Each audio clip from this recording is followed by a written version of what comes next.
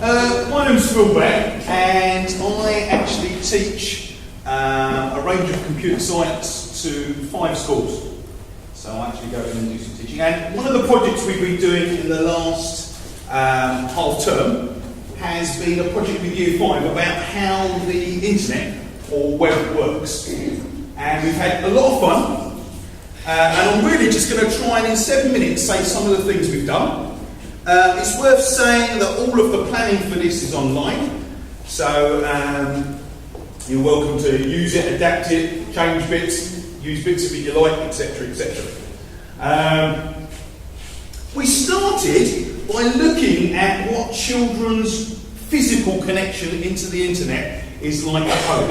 So we talked about the sort of router boxes they have in their homes, and we gave them some sticker sheets, and we just literally mapped the type of devices that they use to their little home router, and then we talked about the router that connects to that, which would be their internet service provider router, and then the fact that it goes off into the internet, alright, to connect to lots and lots of other things. And the kids had, in 10-15 minutes, they pretty much linked those together. We used dash lines to show wireless, we used solid lines, and then we put all these on the floor, and we got some bigger pieces of paper or some string, and we connected them all together, alright, and we made our sort of own little sort of mini map of the internet, which was quite fun. And then we talked about how, you could connect to different websites and different places, alright, and the information would bounce around via routers.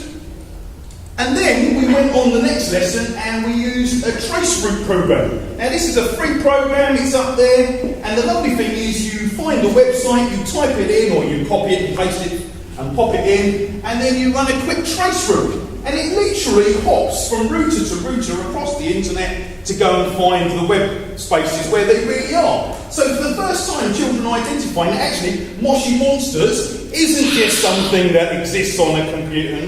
Where is it? It's actually based in America, in a certain place in America. Okay, so it's starting to identify that actually these things are servers and they're actually based somewhere. Okay, and we had quite fun. Loads of kids went home and did more of this and brought me in sheets saying all the websites they use and where they were based and all sorts of things. And because it's a Google map, you can also drill quite in and have a look at exactly where they're based. There was a bit of a rumour going around one of the schools that Google's based in an unused airfield somewhere, because when they drilled right in, that's what it said. Maybe it's an old map, who knows. And then we had some fun with looking at packets. Now, I don't know whether you know, but the internet layer actually breaks all the information that we have into small packets of data, tiny small bits of packets of data, and then it numbers each one of those packets, and then it puts a little thing called a time to live on. And then every time it goes for a router, it knocks one number off that time to live, and if it reaches 0, it destroys the packet. And that's to stop it getting lost somewhere, okay, or not being delivered and just getting lost and clogging up the internet. So we played a game with this, where we simulated some email messages, and if you wrote a longer message, you had to split that up over different packets, and as soon as you finished a packet, you passed it on to the next person, and then of course they would reduce the time to live, and they'd look to see who it should go to, they'd pass it on to the next person, reduce the time to live, pass it on to the next person, and if it managed to get there in the time, okay, then the person got the message. And then sometimes you have to build up your message from various packets, and sometimes you've got packet 3 before packet 1 arrives, which is exactly what happens on the internet, which was quite fun. We simulated what would happen if there was an earthquake. So in certain connections which were key, we just said, I'm ever so sorry, but there's just been an earthquake, it's broken all your fibre optic cables under the sea, you can't pass any packets between each other.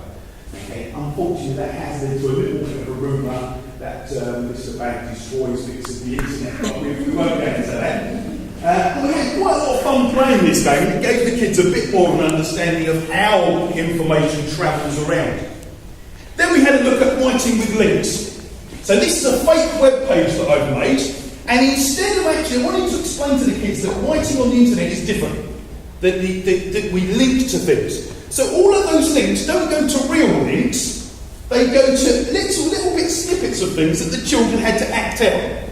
So in fact, when you click on Little Wyndham Junior School, okay, it has 3 of the kids will be acting, hey, pretending to be kids in a photo on a web page. When you go to the alligators in the art room, 3 of the kids were pretending to be alligators, the other one was a mobile phone video. And it just gives the children the idea that writing on the internet, writing web pages is different. Okay, and that we use links and how we use them. Then we went on to code some simple web pages, really simple. Okay, we're using very, very simple code. Okay, the kids uploaded them themselves using an FTP client. And then right at the end of the project, this was real fun, we gave the kids some sheets and we said, well, what do you use the internet for at the moment?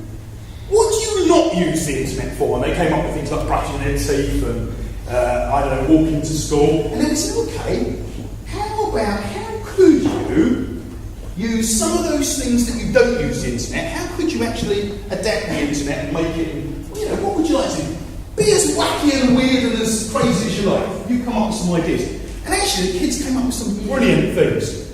They really did. And we actually passed those on to a web scientist at Southampton University, and he came and had a look at them. In fact, he liked some of the ideas so much, he's actually taken some of them away for his PhD students to actually make. So the kids were really thrilled with that. Okay. It's been a brilliant module. Really enjoyed it. I think it's quite adaptable. I think if you're a non-specialist for this, there's a few bits I'd probably miss out, like the FTPing your own web pages up. But other than that, I think it's probably doable by somebody. And I do have this is a little plug, sorry about this. I do have a course I'm running on it sometime if you want to come along and see what's going on. Thank you very much for listening.